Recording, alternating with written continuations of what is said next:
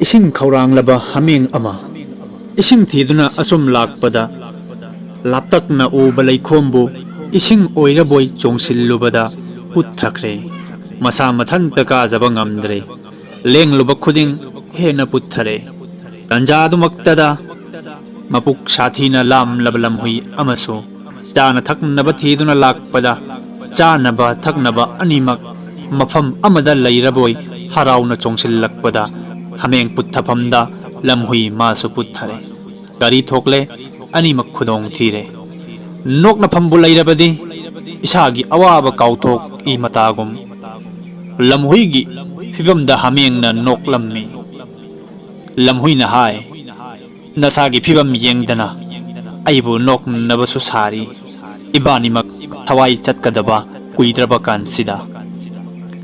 Madlagidi hameng na Mina bahap tanaba ngamdraba maraw layba paukhum ama pithorak ledo.